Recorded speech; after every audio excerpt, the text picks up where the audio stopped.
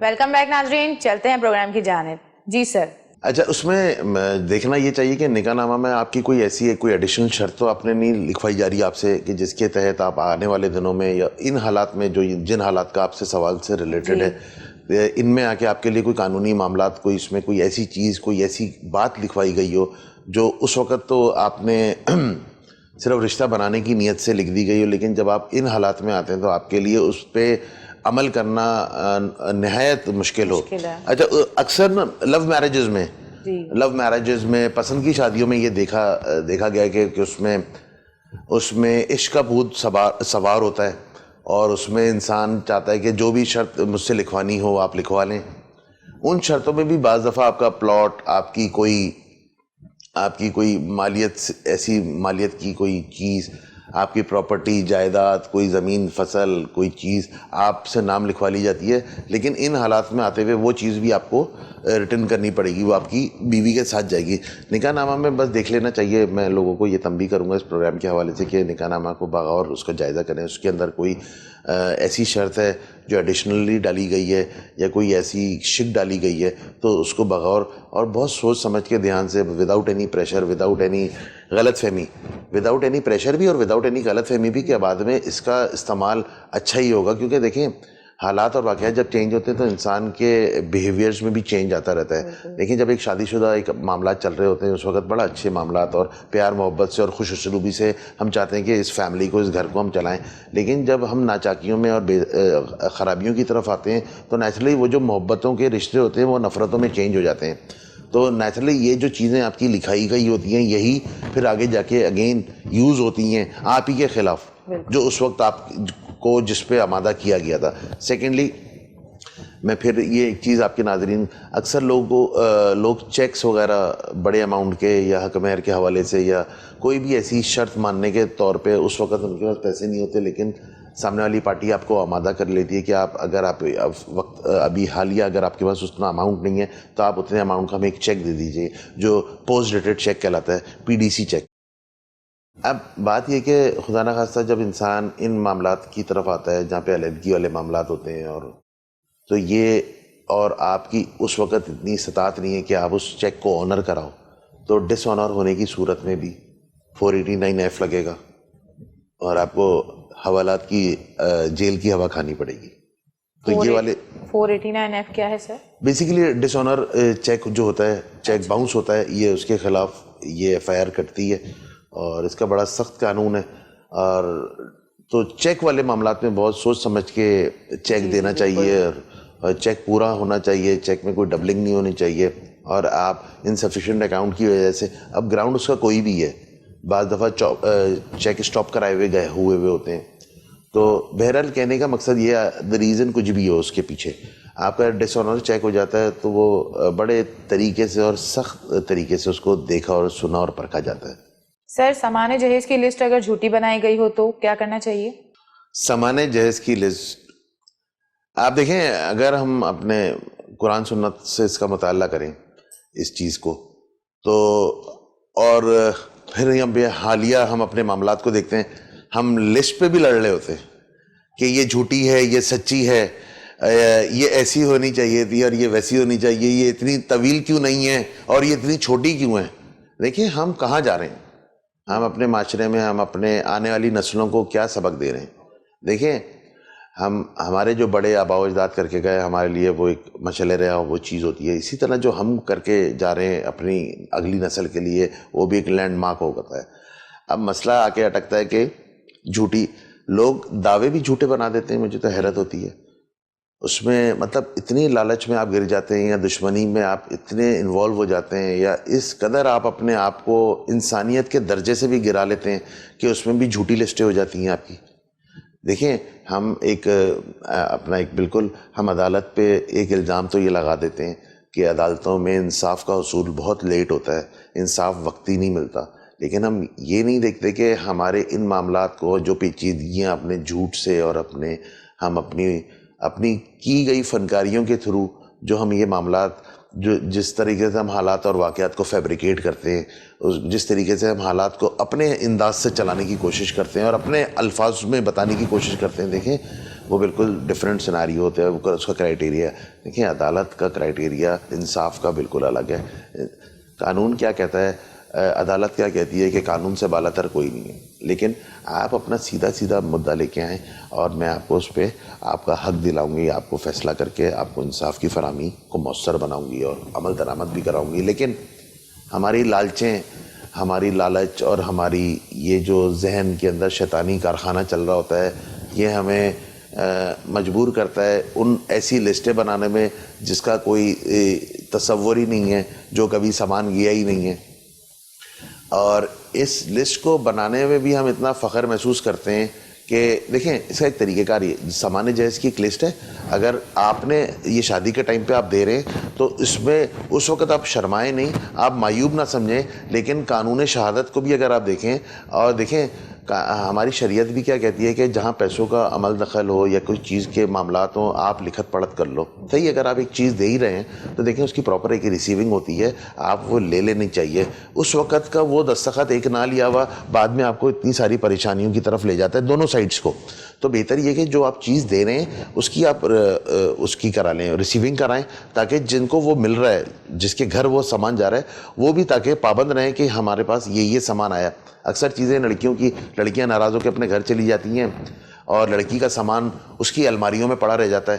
اب شوہر کو جو صبح 9 بجے کام پہ چلا جاتا ہے, 6 سے 7 بجے وہ آئے گا اور اپنے دیگر معاملات دیکھے گا, اور ایک الماری جس میں آلریڈی تالا لگا کے بیوی ناراض ہو کے یا اپنے جو بھی معاملات تھے اپنے گھر چلی گئی ہے.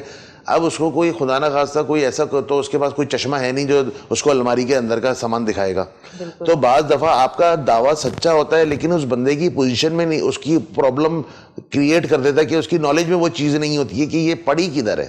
تو بیسیکلی عدالتی بھی جو نظام ہوتا ہے, اگر عدالت بھی یہ اس چیز کی طرف شناخت کی طرف لے جاتی ہے یا آپ کا ناظر بھی آتا ہے تو وہ بھی ان چیزوں کو بہت گہری نظر سے اور بہت اہمیت کا حامل سمجھتے ہوئے ان چیزوں کو دیکھا جاتا ہے. اب بات یہ ہے کہ ایک تو میں نے آپ کو طریقہ بتایا کہ آپ جو جہیز دے رہے ہیں وہ آپ اس کو انلسٹ کرائیں اور اس کی آپ ریسیونگ لیں. اسی طرح طلاق خلا کے معاملات میں علیحدگی جب آپ کی ہو جاتی ہے اور وہ سامان جہیز اب آپ نے واپس جانا ہے تو اس کا بھی صورتحال آپ کو وہی کرنی چاہیے کہ جو سامان جس پوزیشن میں واپس جا رہا ہے تو اس کی بھی ان لوگوں سے, اس پارٹی سے آپ نے ریسیونگ لینی ہے اور اس کی بھی گواہان ہونا ہے, کیونکہ دیکھیں جب سامان آیا تھا اس کے بھی نیچرلی گواہان ہوں گے. اگر تو ان گواہان میں سے اب آپ کے ساتھ ان کی رشتہ داری یا ان کے ساتھ آپ کا میل جول کیسا ہے, دیکھیں ریگارڈ لیس اس سے, لیکن اب یہ جو سامان جا رہا ہے یہ ایک بالکل ایک نیا سبجیکٹ ہے, کیونکہ اس کے ایوز بھی آپ پھر عدالت میں کھڑے کسی دعوے کی صورت میں. تو اپنے آپ کو اس پریشانی سے بچانے کے لیے جب آپ اپنا سامان دے چکے ہیں تو اس کی بھی ریسیونگ لے لیں. اور ہاں, تو اب کیا ہوتا ہے یہ بالکل چیزیں بالکل آمنے سامنے آپ کے کھڑی ہو جاتی ہیں. اس میں پھر کسی قسم کی شک کی یہ گنجائش نہیں رہتی, کوئی غلط فہمی نہیں رہ جاتی, کوئی ابہام نہیں رہ جاتا, کیونکہ جو آپ کی لسٹ, آپ کی ایک وہ لسٹ تھی جو ریسیونگ ہوئی, ایک آپ کا وہ سامان تھا جس کی ریسیونگ لسٹ آپ کے پاس ہے جو چلا گیا. اب دیکھیں استعمال والی چیز ہے, نیچرلی ٹوٹیں گے بھی, انسان مر جاتا ہے, اس سے بڑا کوئی لاس ہے, لیکن ہم اس لاس کو نہیں گنتے کہ انسان ہی چلا گیا. ہم لڑ کس پہ رہے ہوتے ہیں, چیزوں پہ, ہم چیزوں پہ لڑ رہے ہوتے ہیں. دیکھیں بہت بہترین آپ کا بیڈ روم ہے اور لاکھوں روپے کی مالیت کا آپ کا بیڈ ہے, لیکن آپ نیند نہیں خرید سکتے ہیں. بالکل. اور نہ ان آسائشی سامانوں کی وجہ سے, یہ بیسیکلی آسائشی سامان ہے, بیڈ, کرسی, میز, ٹی وی, فریج, لیکن ان کے تھرو آپ ایک اچھی زندگی نہیں گزار سکتے. یہ آپ کو آسانیاں پیدا کرے گی, یہ آپ کی زندگی میں آپ کو ہیلپ آؤٹ کریں گی, یہ آپ کا اسٹیٹس بالکل مینٹین کریں گی, اسٹیٹس کو بڑھائیں گی. لیکن کوئی شخص یہ سوچتا ہے کہ ان چیزوں کے حوالے سے اگر زندگی, تو یہ اس کی خام خیالی ہے, یہ اس کی بے وقوفی ہے اور اس کو خواب غفلت سے جاگ جانا چاہیے. تو جو لسٹ کا معاملہ ہوتا ہے یہ بڑا اہم ہوتا ہے, اس کو بناتے وقت بھی, اور جب آپ ریسیونگ ان حالات میں گھر ٹوٹنے کے بعد جب آپ کی ریکوری آف ڈاوری آرٹیکلز ہوتا ہے, اس دعوے میں بھی آپ بہت اپنا سوچ سمجھ کے اس کو ڈیل کریں. سر یہ سامان اگر ٹوٹے ہوئے حال میں ہو تو کیا کرنا لازمی ہے؟ دیکھیں اب میں آپ کو بتاتا چلوں, جیسے میں نے ابھی پچھلے سوال میں آپ کے ساتھ ڈسکس, دیکھیں چیزیں ٹوٹ جاتی ہیں. اب ڈیلیبریٹلی کسی نے توڑی ہیں یا خود سے ایک چیز ٹوٹ گئی ہے, یہ ایک الگ کوشچن ہے.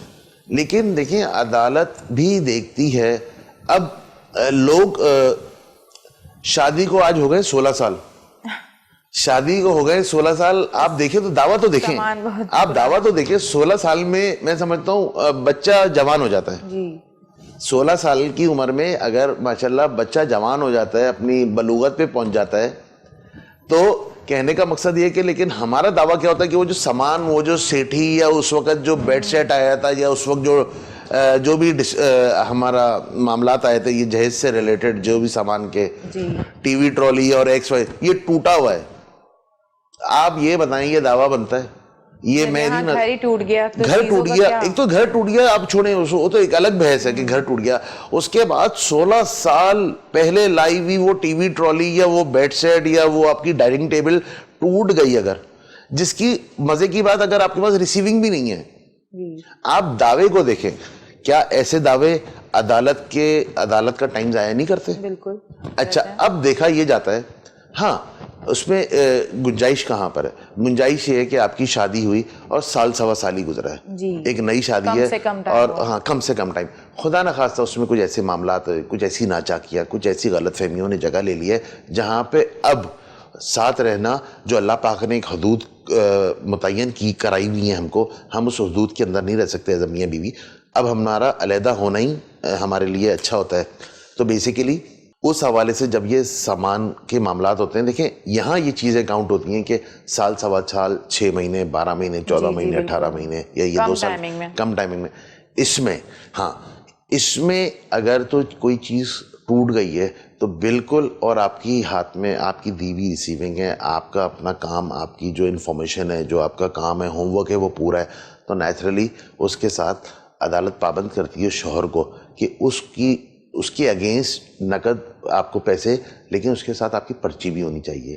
دیکھیں انٹل انلیس آپ گراؤنڈس پہ نہیں ہے, عدالت کیسے آپ کے ساتھ کھڑی ہو سکتی ہے؟ پروف چاہیے کہ یہ چیز دی. ہاں پروف ثابت ہونے پہ, ایویڈنس آنے کی صورت میں عدالت بالکل اس بندے کو پابند کرتی ہے. وہ یا تو وہ ایکولنٹ چیز دیتا ہے یا پھر اس کے اگینسٹ جو اس وقت کا اماؤنٹ ہوتا ہے وہ اس کو بھرے گا. یہ ٹوٹے ہوئے آپ کے سوال کا میں نے جواب دیا. سر دلہن کے والدین کے فائنینشیل اسٹیٹس کو دیکھا جاتا ہے یا نہیں؟ دیکھیں دلہن کے بالکل, بات یہ ہے کہ ایک شخص ہے وہ 15,000 کا ملازم ہے, وہ 20,000 کا ملازم ہے, وہ 50,000 کا مالیت کا, کیسے آپ وہ ایک 5 کروڑ روپے کا زیور دے سکتا ہے؟ بالکل نہیں دے سکتا. کیسے وہ لاکھوں اور کروڑوں کی مالیت کی زمین دے سکتا ہے؟ دیکھیں دعویٰ, میں آپ کو پھر بتاتا چلوں, دعویٰ کرنا کوئی مشکل کام نہیں ہے. دعوے آپ بھی بہت کر سکتی ہیں, دعوے میں بھی بہت کر سکتا ہوں, لیکن دعوے کے ساتھ ساتھ ہم جو چیز سمجھتے نہیں ہیں وہ چیز سمجھنے کی یہ ہے کہ اس کے ساتھ ساتھ برڈن آف پروف بھی ہم پہ آتا ہے. ہم نے اس کو دعوے کو سچا بھی کرنا ہے, اور دیکھیں وہ سچا صرف باتوں سے نہیں ہوگا, اس کے لیے ہم نے ایویڈنس دینے, اس کے لیے ہم نے ایسے ثبوت سامنے عدالت کی سامنے رکھنے جس کی بیسس پہ, جن کو تول کے عدالت یہ سمجھے گی کہ دعوے میں سچائی کتنی ہے اور اس میں حقیقت کتنی ہے اور کس قدر حقیقت پہ مبنی دعویٰ ہے. اب بات یہ کہ آپ کا فائنینشیل اسٹیٹس بالکل دیکھا جاتا ہے. دیکھیں اگر آپ کا فائنینشیل اسٹیٹس ہے پھر تو آپ کے معاملات بالکل تھورولی اور بالکل اسمارٹلی اسموتھلی چلیں گے, لیکن آپ کا دعویٰ آپ کی فیملی. بریک کا ٹائم ہو گیا ہے. ناظرین بریک کا وقت ہوا ہے, چلتے ہیں بریک کی طرف.